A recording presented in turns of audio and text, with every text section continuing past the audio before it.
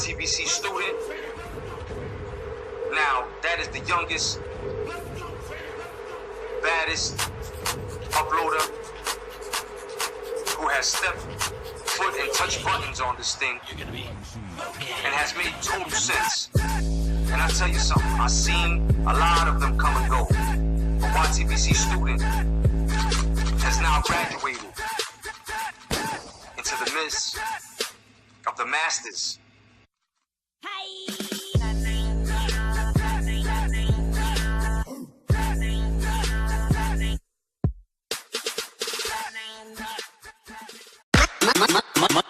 Money Sean. Hey, pretty good.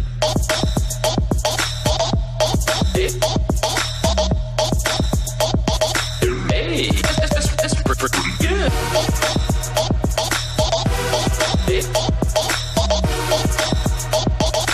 Hey, that's pretty good.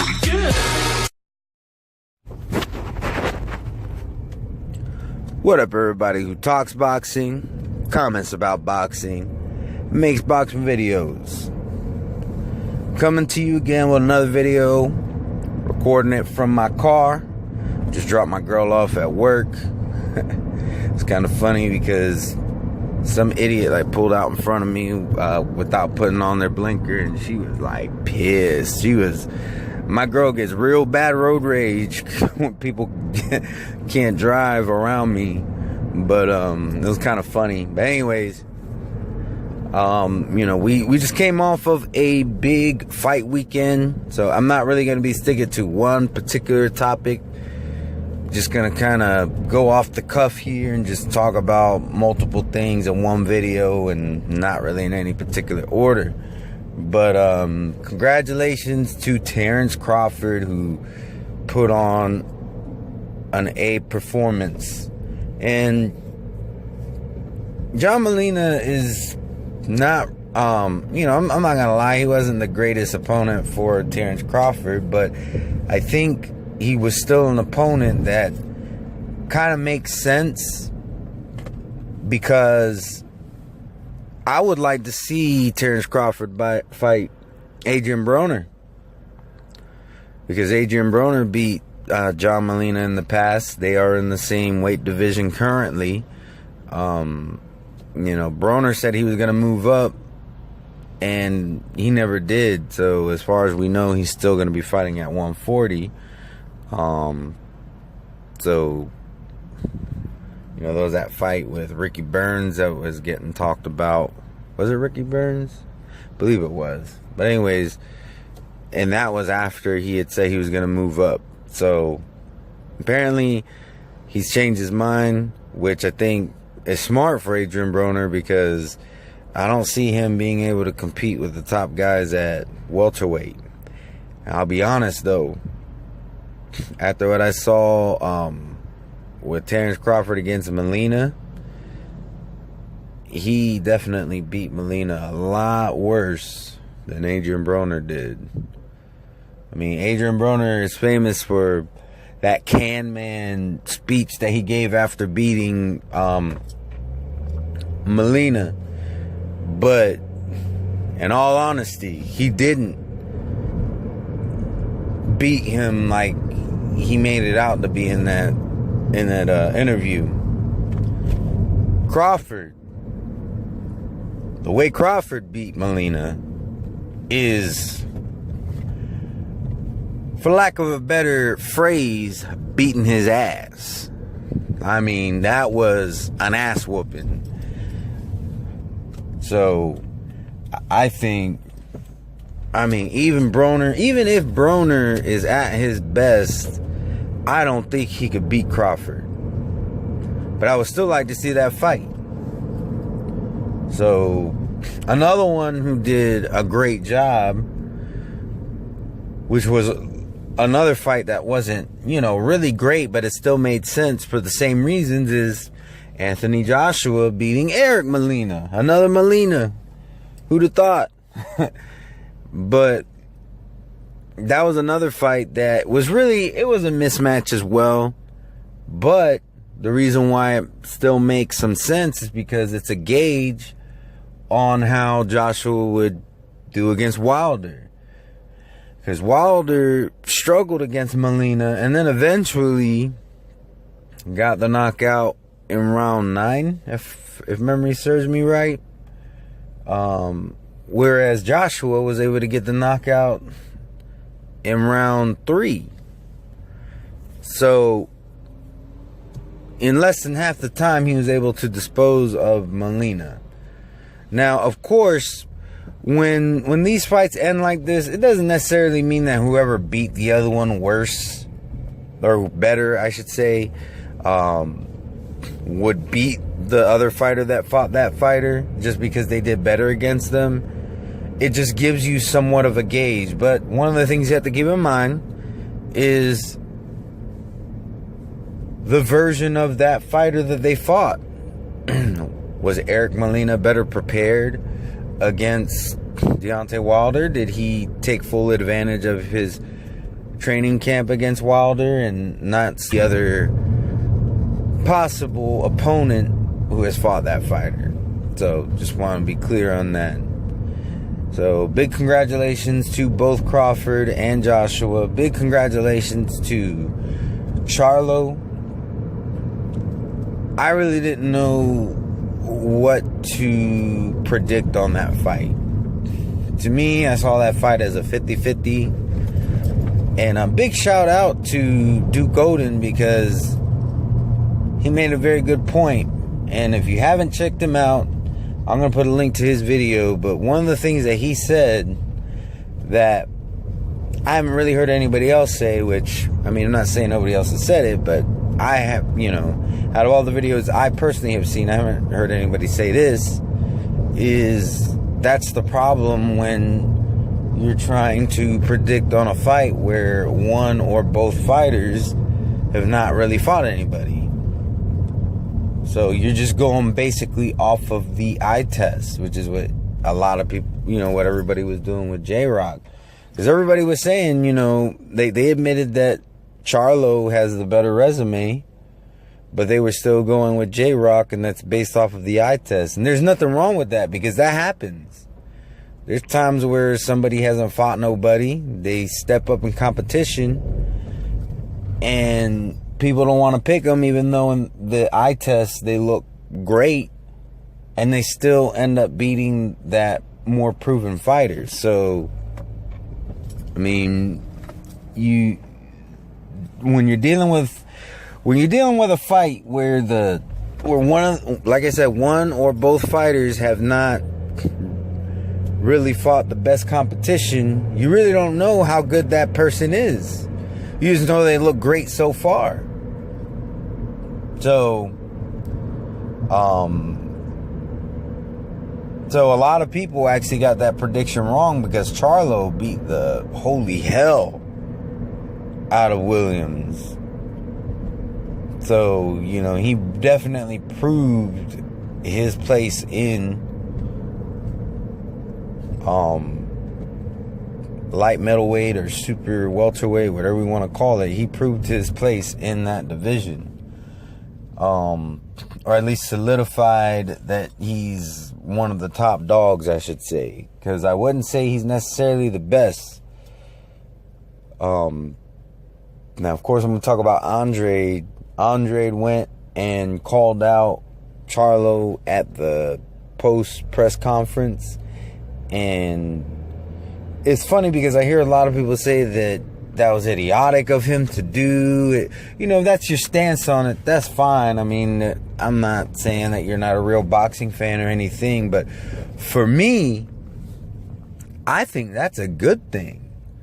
You know, if he wasn't able to get into the ring and call him out right there on the spot, then why not do it at the press conference?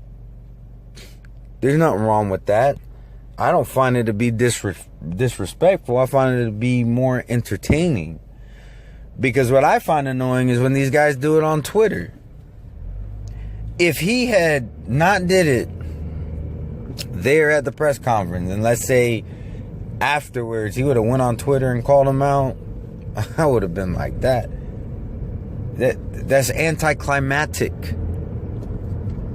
Okay, and big shout out to Coach, because he said it best. He said, I would have had a problem had he not done that, had he not called him out at the press conference, because the only better option is to call him out in the ring.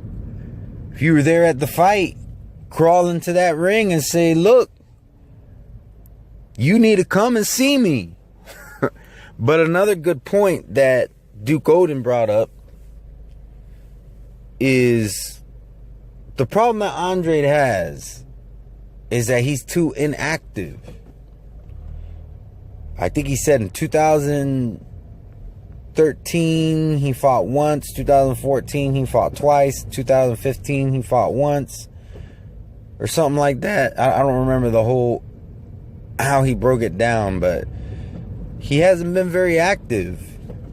And I believe in Andre. I mean, I'm not saying that he beats Charlo, because that's a very tough fight to call, but I definitely think he has the ability to beat him.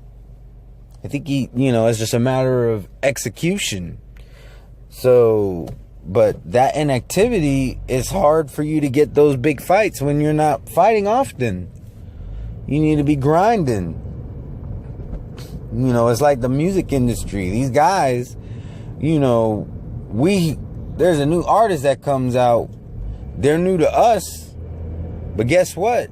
That artist could have been doing it for years at that point. Just been grinding, and finally has gotten the break that they needed to break out into the public eye. Well, boxing, you got to do the same thing. Even if you're in the public eye, you still have to grind, because it's not enough just to be in the public eye. You also have to, prove yourself. You have to prove yourself worthy, because, we hear it all the time. What has so-and-so done to earn a fight with Pacquiao, to earn a fight with Mayweather, to earn a fight with these really big names? We hear it all the time. And that's because it's not enough to be in the public eye. When it comes to boxing, you have to prove yourself worthy of getting that shot. And even then, people don't want to give you the shot because of your star power, which I think is stupid. I think that's one of the most retarded things I've ever heard. But that's just me, because I think boxing is a sport first. This isn't prom. You don't get to pick your dance partner. But anyways, but I think Duke Oden has hit the nail on the head. His problem is that he just isn't active enough, and I have to agree. I think Andre, as much as I like him, as much as I believe in him, I think the flaw that he has is the inactivity. This is the bottom line. He's not a big enough star to just, I'm Andre, and that's enough for me to get the fight. He's not there yet. But we'll see what happens. If I could give Andre any advice, it would be, really, any fighter, if I could give them any advice, is be more active. That's my advice to any fighter, is just be more active. Prove yourself, be more active, and you'll get those big fights. So, but hopefully Andre will do that. I don't see him getting a Charlo fight anytime soon with what he's doing right now. He needs to really put it in gear and kick it up a notch, whatever you want to call it. But he needs to get more active. Just trying to think who else fought.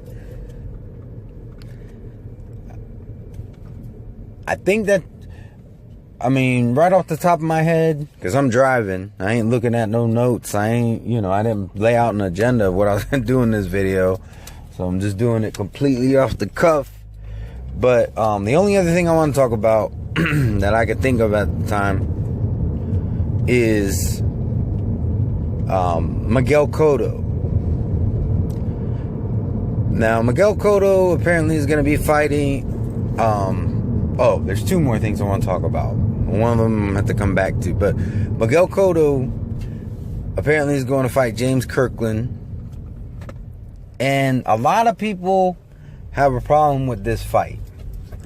Now, I will say this. To me, I don't really like the fight. But I could see why this fight is being made. This is kind of like a crossroads fight for both fighters, because both of them their last fight they lost. Also, in both cases, they both lost to the same guy, and for both of them, it's been over a year.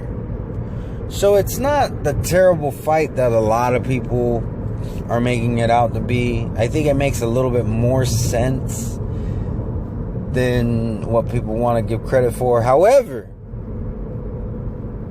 Kirkland is simply not on Cotto's level. I mean, that's just fact. He's not on his level. You know, at least Cotto was able to last 12 rounds with Canelo. Kirkland was not. And I see this being a fairly easy win for Cotto, I mean. So for that reason, I think that's actually a big enough reason to say this fight shouldn't be happening, actually. So I don't really fault people for, saying they don't want to see this fight either. I'm just saying it does make a little bit more sense than what people want to give credit for. Now, my biggest gripe with this fight, though, is that it's going to be on pay-per-view. Why? That's the only question I got to ask, is why? Why does anybody have to pay to see this fight? I mean, unless you're going to the fight live, then yeah, you should have to pay. But if you're going to watch it on TV, I don't see why you would put it on pay-per-view. This needs to be on free TV. This needs to be on HBO at the most. And it would be, it's going to be, I'm pretty sure it's an HBO pay-per-view. So it should be on HBO. It should not be on pay-per-view. It just, that makes absolutely no sense. But my theory, and I'm sure I'm not the first one to say this, is that it's Cotto just cashing out. It's his last hurrah. He picked an opponent that he knows he can beat, and he's planning on retiring. No secret. Cotto's not really young. So I could definitely see this being his last fight. Go in there, get a TKO or even a KO. Look impressive. Take his money and retire. So that's what I see happening here with this fight. The other thing I wanted to talk about just real quick, because I don't have a whole lot of time, is April. Okay, the whole first quarter of 2017, if everything goes according to plan, and people are not getting busted for PEDs, banned substances, whatever, and fights are not being called off for other retarded reasons that I'm not even going to go into. If everything goes according to plan, we have a great first quarter of 2017 and a great start to the second quarter of 2017, because Joshua versus Klitschko in April, that, in my opinion, is a super fight. And so far, from what I can tell, is going to be the biggest and most important fight of 2017. Not saying that another fight can't be made that'll be more important than that one, but so far, out of the fights that have been made, my opinion, that's the most important one. The heavyweight division. Oh yeah, there was a couple fights I didn't talk about, but I'll have to come back to those. But the heavyweight division is back. It has arrived. It's funny because last year in Google Plus, I talked a lot to people about, mentioning different things in the heavyweight division, and people were like, I'm not interested in the heavyweight division. Heavyweight division is not popping right now. Well, it's back. It has arrived. 2016 was, where it started, but 2017, the end of 2016, these heavyweights have arrived. And they're looking impressive. They're looking hungry. And I think this is going to be a passing of the torch from Klitschko to Joshua. But it's not going to be an easy one. Klitschko, I could be wrong, but I don't think he's going to just hand it over to Joshua. I think this is going to be a good fight between two fighters who deserve it. And I can't wait for this. April cannot come soon enough. So, I'm a big Keith Thurman fan, and I'm very excited for that Garcia fight. But I'm going to have to be honest. With everything that's going on in the heavyweight division, and especially being that these guys over in the welterweight division are dragging their feet on fighting each other, this heavyweight fight is the one I am the most excited for out of all fights in all divisions. I can't wait. This is going to be a huge fight. And I mean, it's in Wembley Stadium, so that tells you that everybody else believes it's a huge fight. So, I mean, we got a lot to talk about in 2017, in the first quarter and the beginning of the second quarter. Anyways, to all my subscribers, anybody watching my videos, or if you just so happen to stumble on this video, I must get going. But please feel free to leave a comment in the comment section below. Have a wonderful, blessed day. Peace. Y'all watching YouTube videos, man? Gee, thanks. Don't forget to subscribe. Thanks. I am so authentic. I'm so authentic. They trying to figure me out, but this is not a gimmick. Hi, hip hop. Don't act like you don't know me. We got the same mama. Don't you try to disown me. I'm just a mixed breed. Call me a day walker. Cause I walk in the sun, but at night I'm a stalker. If you looking for blood, come run in my lane. The vein never runs dry. There's plenty of it, man. I speak an ancient language. They don't understand me. It's called the truth. I break it down. They try to reprimand